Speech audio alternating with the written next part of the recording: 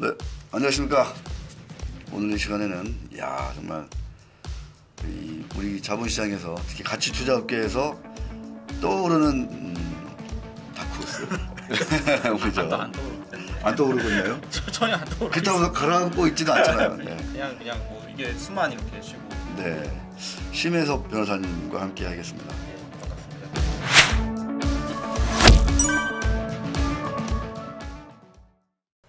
심혜섭 법률사무소. 여기 연락하면은 이제 이런저런 뭐 좀 불편한 일이 있다 그러면 적극적으로 뭐 투자자들이 좀 뭐 이상한 일로 내가 좀 손해 많이 입었다 그러면 좀 이게 제 관심사기도 하니까 아무래도 네. 이제 소수주권 행사라든지 뭐 이런 것들은 더 성의껏 최선을 다해서 그냥 뭐 도와드리겠습니다. 네. 근데 뭐 다른 일들은 좀 그렇고 이게 이 분야가 정말 재밌는 분야인 것 같아요. 그래가지고. 그러면은 그러니까 이쪽 자본시장 관련된 그런 소송 일부 하고 자문도 또 하고 이제 뭐 주제안이라든지 뭐 이게 투자로 아니 뭐 그런 도와드릴 수가 있는 거죠. 있고. 그것도 하고 뭐 어떤 소수 주권을 행사하는 게 뭐 적합할지 뭐 이런 것도 생각을 해볼 수도 있는 거고 이 과정에 뭐 그 소수 주권 행사 공식적인 소수 주권 행사 말고도 뭐 레터라든지 뭐 여러 가지 방법이 있을 거 아닙니까? 그런 것에 대해서 뭐 서로 고민도 해보고 뭐 그냥 그럴 수는 있겠죠. 네. 거기다가 이제 딱히 답은 안 나올 수도 있겠지만 또 투자를 또 이렇게 약간 번호 비슷하게 하시는 변호사님이다 이렇게 또 많이 누가 그러던데요 보니까. 예, 맞습니다. 투자? 예. 주식 투자를 많이 좀 이렇게 성과가 좋으세요? 가치 투자 요 근래 몇 년 동안 많이 힘든 분들이 저도 많은데. 몇 년 동안 힘들었어요. 근데 요즘은 근데 가치 투자 하시는 분들이 안 좋다는 분들은 거의 못 본 것 같긴 한데 조금 이제 살아나고 있으니까. 이제 격 살았죠. 네. 올해랑 작년. 저 미소에 담긴 뜻이 뭘까? 네, 이러세요. 고생을 많이 하면 할수록 이제 또 나중에 또 빛이 날 수가 있어요. 네. 그게 그냥 있는 게 아니라 그 고통의 시간이.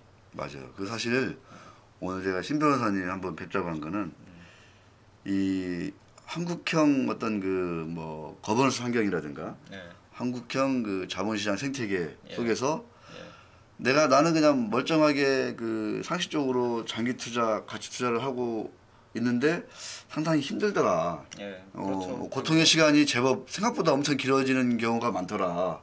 굉장히 많죠. 그럴 때 어떻게 이거를 이 위기를 극복하고 내 계좌와 내 미래의 어떤 수익을 좀 이렇게 불려나갈 수 있을지 이런 거에 대한 한번 도움 말씀을 들을 수 있을 것 같아서 한번 모셨는데 그 전에 여기 보면은 아주 의미심장한 책이 있습니다. 평범한 기업을 싸게 사라. 이게 뒷면이고요. 주식시장을 더 이기는 마법의 멀티플. 더 이기는. 더 이겨보죠 뭐 해가지고. 알겠습니다. 여기 이제 이건 씨랑 같이 번역 공동 번역인가요, 그러니까? 공동 번역을 했고 거기 뒤에 뭐 이제 나름의 좀 우리나라 시장은 좀 다르니까 그 차원에서 좀 수정하거나 견해를 살려야 될 부분은. 책 좀 나와요? 어때요? 잘 안 나오죠? 나옵니다. 나와요? 나옵니다. 됐습니다. 제가 덮겠습니다. 하여튼 이 책은 이제 올해 초에 나온 걸로 제가 알고 있는데 뭐 어떤 분들이 읽었으면 한다 뭐 이런 생각이 좀 있었을 것 같아요. 사실 이게 제가 개인적으로 뭐 동생들이나 동료들 뭐 좀 친구들 아니면 이렇게 뭐 같이 투자하면서 만나는 분들이랑 서로 나누던 얘기거든요. 이것들을 투자하면서 이제 안 되는 경우가 굉장히 많잖아요. 그냥 오랫동안 뭐 물리는 경우가 너무 많이 있으니까 같이 투자를 했는데 그리고 버핏, 뭐 그레이엄 여러 현인들이 책을 읽고 그대로 나도 할 수 따라서 있겠어. 그대로 또 따라서 했는데 게다가 우리나라 주식들 중에서는 뭐 저평가되어 있는 것들이 굉장히 많이 있으니까 했는데 1년, 2년, 3년, 4년 지나도 뭐 전혀 오르지 않고 뭐 오히려 그냥 뭐 반토막 나고 심지어 10년이 지나도 10년 지나도 뭐 20년 지나도 30년 지나도 비슷한 주가인 종목도 있어요. 실제로 그렇게 돼 있으면은 굉장히 고통스럽지 않을까요? 저도 근데 실제로 한 작년 정도까지는 뭐 비슷한 경험을 했고 이제 2016년 정도서부터 특히 가치주도 굉장히 좋지 않았잖아요. 엄청 안 좋았죠. 예, 그냥 뭐 제자리 걸음을 쭉 하는 고통 뭐 이런 것들을 경험을 했고 그 과정에서 저도 고민을 많이 했어요. 사실 이제 법을 이걸 하려고 주식을 하려고 법을 공부한 건 아니고 이제 법은 그냥 법대 나왔으니까 예, 먹고 살려고 호지책으로 공부를 한 건데 이게 연결이 돼 있더라고요. 그냥 굉장히 많이. 이걸 고민한 거를 그냥 그대로 풀었었고 그걸 고민하시는 분들이 읽으면은 뭐 특히 더 와닿지 않을까 생각합니다. 네, 법대 나오셨다고 하니까 제가 잠깐 생각드는 게 저 윤석열 전 총장 후배예요. 근데 거기 이제 테마주가 막 엄청 세잖아요. 그렇죠. 그런 그 대선 테마주 현상은 어떻게 좀 보세요? 이게 가치랑 가격이랑 맞지가 않으니까 아무 맞지가 않는 현상이 너무나 오래되니까 이게 사실 여기에 있는 게 뭐 A라는 비트코인, B라는 코인, C라는 코인, D라는 코인 뭐 이런 거지. 이게 뭐 어떤 물건을 팔고 어떤 서비스를 제공하고 경영진은 어떻고 배당은 어떻고 이거랑 아무 상관이 없는 거잖아요. 그러니까 뭐 사장이 뭐 윤씨인지 파평 윤씨인지 아니면은 뭐 법대 뭐 후배인지 동기인지 뭐 그냥 뭐 이렇게 뭐 사법시험은 또 어떻게 되어 있는지 이런 거 찾아가지고 하는 게 그런 왜곡된 현상이 자꾸 발생하고 있는 거죠. 근데 좀 아찔한 얘기 중에 하나가 옛날에 그 막 어마어마했던 그런 그 폭등 주식들 막 그 리타워텍 나중에 한번 검색해 보세요. 그런 거 하시는 분들이 지금 진화하고 그래가지고 그런 대선 투기주들 열심히 베팅하고 있다 막 이런 얘기도 들리더라고요. 근데 계속 해서 또 살아남으셨으면 그것도 대단하긴 대단하네요. 그러니까요. 근데 계좌가 말해준다 이거예요, 그냥 수익이. 근데 이제 그 분들은 그러면 살아남았는데 실제로 우리나라 가치 투자가 좀 소개되고 정성 이게 1세대 가치 투자자라고 하시는 분들이 나온 때가 한 2000년 그때 리타우텍이랑 거의 뭐 비슷한 시기입니다. 결국에는. 근데 이제 한 20년 정도 됐잖아요. 20년 정도 됐는데 그 과정에서 거대한 불을 일구시거나 버핏 정도는 아니라고 하더라도 정상적으로 가치 투자가 원리가 작동을 했으면은 어느 정도는 이제 사회적으로 눈에 띄는 정도의 불을 일구시거나 존경받으실 만한 분들, 또 그냥 가치 투자가 원리가 제대로 작동한다 그러면 그걸 따르시는 분들, 그리고 이게 가치 투자 책을 내면은 그걸 또 사시는 분들이 이게 쭉 나와줘야 되는데 현실적으로 리타우텍은 뭐 아직까지 살아남으셨는지는 모르겠는데 가치 투자 하시다가는 망한 분들이 너무 많으니까 그거는 이제 잘못된 거죠. 그 잘못된 현상이 알겠습니다. 책을 이제 쓴 얘기는 책 내용이나 이런 걸 좀 이따 얘기하기로 하고 먼저 이제 우리 변호사님을 조금 더 이제 우리 시청자분들이 이해하려면은 뭐 이렇게 좀 아는데 도움이 되려면 아니 변호사 하시다가 어떻게 가치 투자를 된 거예요? 계기가 있어요? 나 그것도 궁금하더라고요. 아니 돈이 없으니까. 저는 이제 그 고시 공부하거나 법대 다닐 때는 사법시험만 합격하면 뭐 다 해결되는 줄 알았죠. 아니 월급을 많이 받긴 하더라고요. 월급을 많이 받는데 월급 받고 이제 쓰고 하니까 이거 신분은 안 바뀌어. 이거 언제까지 해야 되죠? 아니 제가 산술적으로 계산을 해봐도 10년을 해도 안 되잖아요, 사실은. 근데 이게 너무나 일이 힘드니까 맨날 새벽 3시까지 일을 해야 되고 주말도 없고 하니까 사람 몸은 그냥 갈려 나가는데 돈은 뭐 그냥 이게 고만고만하고. 뭐 물론 이제 엄청 많이 버는 거죠. 다른 뭐 노동자로서는 엄청 많이 버는 건데. 아니 근데 뭐 가치 투자를 하려고 해서 한 건 아니고 여러 가지 이제 투자를 뭐 이제 좀 시도를 해봤는데 가장 뭐 논리적이고 제가 알아듣기 쉽고 해서 뭐 주로 가치 투자를 시작하게 됐습니다. 그 또 하나 이제 궁금한 것 중에 하나가 이제 아까 여러 가지 이제 그 투자자 관련한 이 자본시장 관련한 소송을 좀 하셨다고 했잖아요.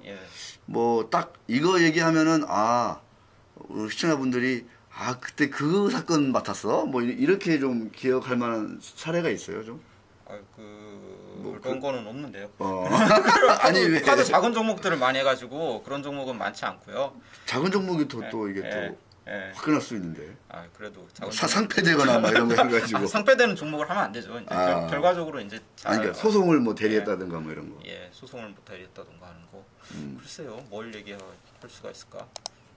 아니 뭐 소송을 대리했다기보다는 네. 제가 이제 기억에 남는 것으로 그 삼성물산 그 엘리엇 사건 있잖아요. 아. 엘리엇 사건 때 제가 이제 엘리엇이 5% 공시 의무 위반 문제로 그렇죠. 검찰에 이제 고발됐던 사건이 있습니다. 예, 예, 예. 그 사건 관련해서 뭐 여러 가지 금감원 단계에서 나름은 조금 자문하는 역할을 했었었는데요. 그게 저도 나름은 제 인생에서 상당히 기억이 많이 남고 네. 좀 세상에 대해서 다시 한번 생각해보는 계기가 됐습니다. 근데 이제 다른 그런 문제는 이제 작은 회사에서도 더 심하게 벌어지니까. 예. 지금 이제 주식시장을 더 이기는 마법의 멀티플 이 책 이제 번역하기 전에 그 외에 또 이제 보면은 이 가치 투자 관련한 뭐 출판이라든가 모임이라든가 이런 것들을 좀 적지 않게 하신 걸로 좀 이렇게 여러 가지 블로그나 이런 데서 좀 많이 좀 예. 나오시더라고요. 그러니까 하도 이 분야에 뭐 변호사라든지 이런 분들이 없으니까 더 이제 좀 찾아주신 것 같습니다. 예, 근데 책 같은데 뭐 조금 참여도 하고요. 네. 뭐 한 챕터, 두 챕터 이렇게 쓰기도 하고, 뭐 또 다른 좀 분들이 오면은 또 뭐 얘기도 드리고 말씀도 드리고 하는 거죠. 뭐. 네, 알겠습니다. 자, 이제 드디어 이제 이 책 얘기를 좀 잠깐 좀 해봐야 될 것 같습니다. 여기 보면은 이제 약간 뭐 준 결론 비슷하게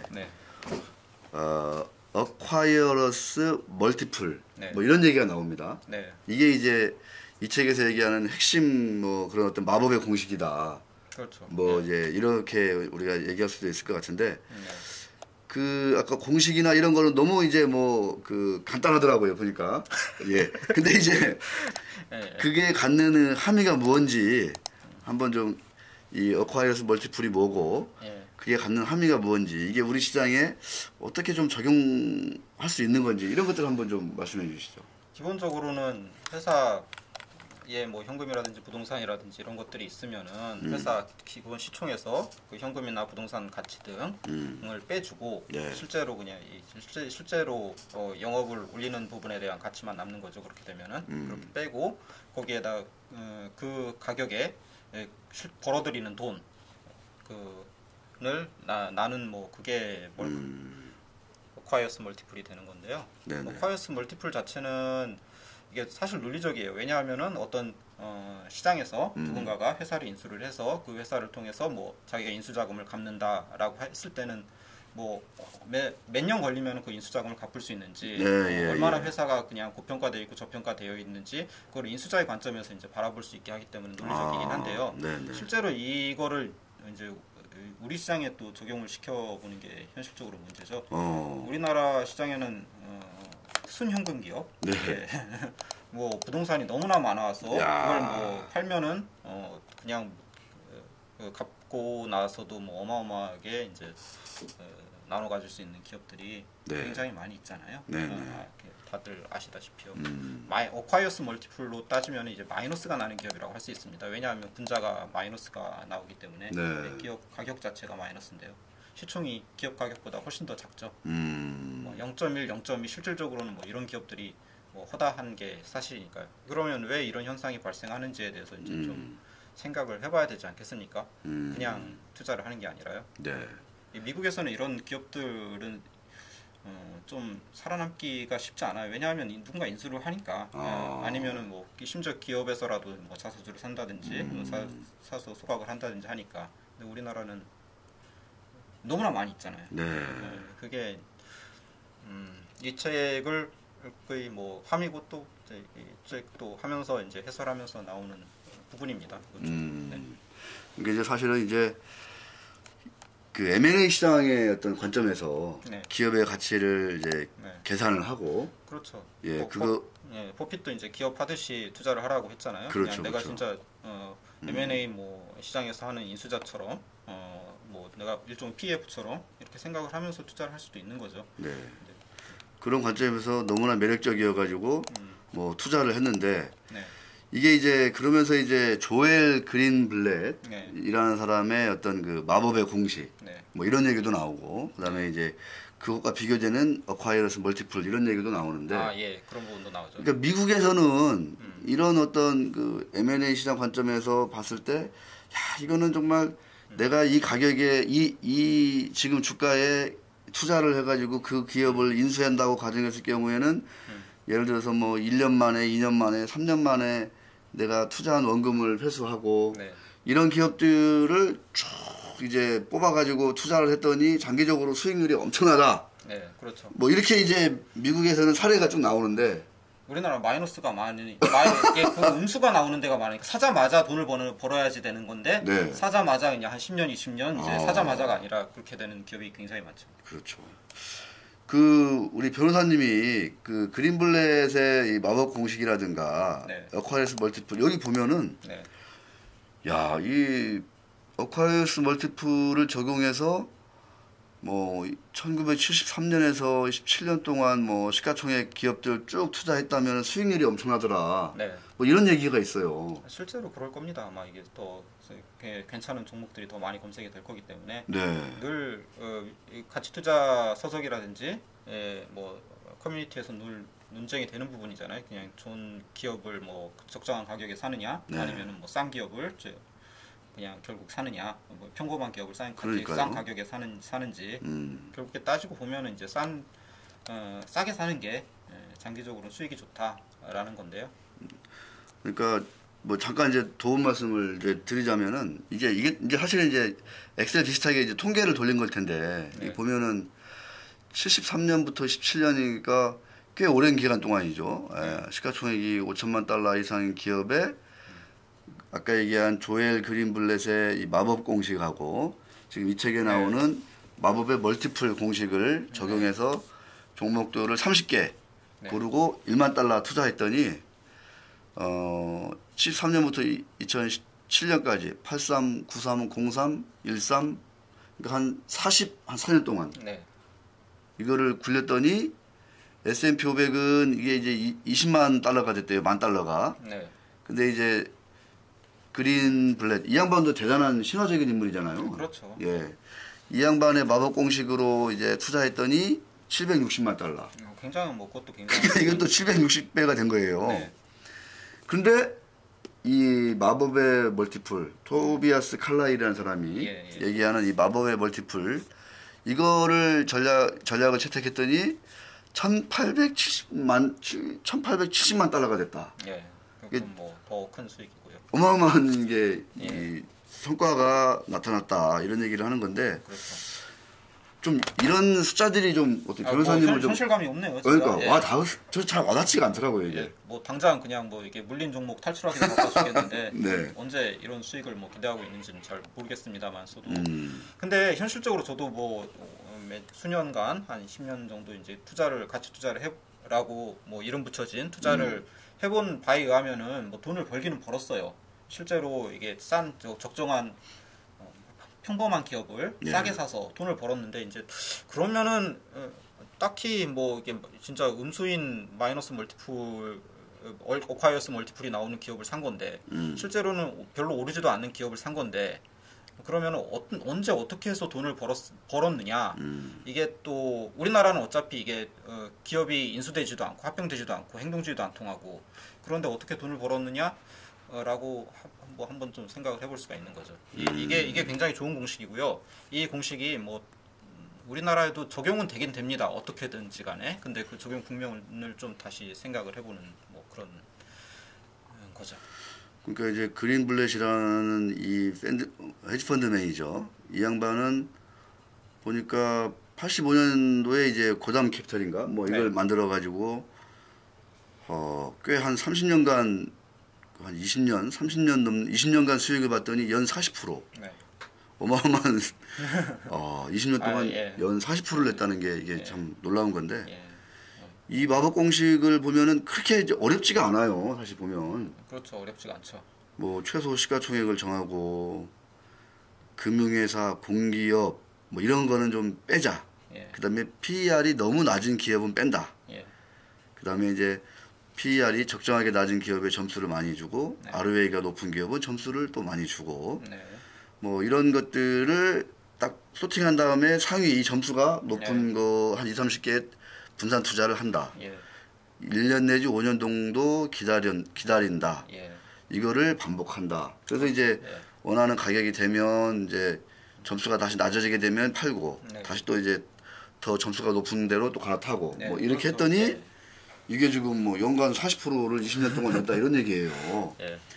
그러면 조엘 그린블렛에 대비해서 예. 우리 이제 변호사님이 예. 이제 번역도 하시고 예.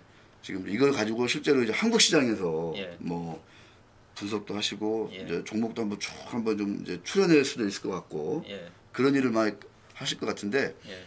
이 책에서 얘기하는 이 마법의 멀티플은 좀 이제 우리 신화분들한테 어떤 거를 좀 중시하고 네.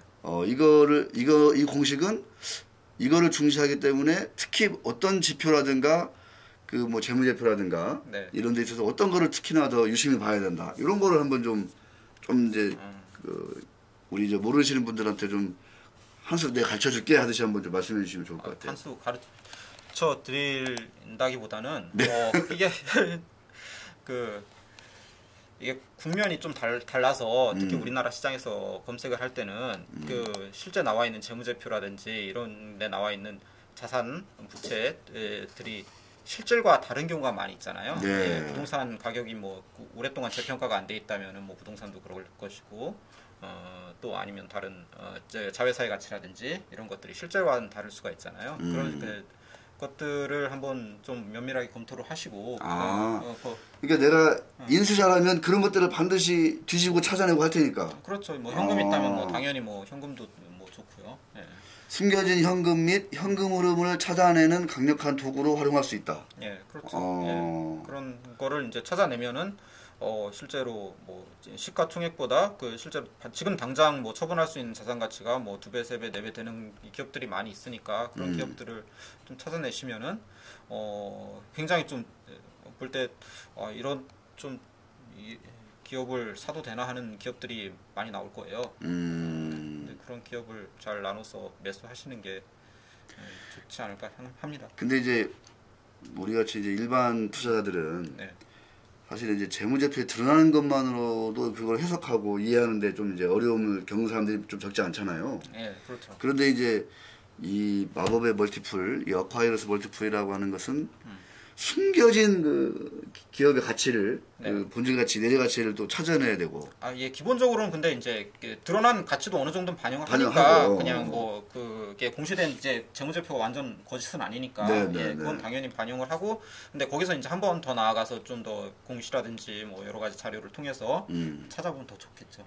그러면 이제 여기 보면 이제 막대한 부채.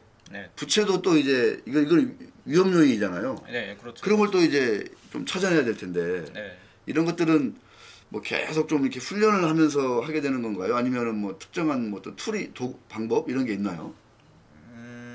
뭐 부채는 기본적으로야 뭐 이게 나와 있는 그대로 뭐 해석하면 되는 거니까요. 다만 이제 금융회사 같은 경우는 뭐 오발부채가 많이 있을 수가 있고 뭐 건설회사라든지 뭐 특정 뭐 조선이라든지 특정 업종들이 있잖아요. 그냥 좀 조심해야 되는 손상차손이 많이 나거나 뭐 재고가 그냥 뭐 이게 사라지거나 돈을 떼이거나 뭐 이런 것들이 반복되는 업종들은 좀 조심하는 게 좋긴 하겠죠. 네.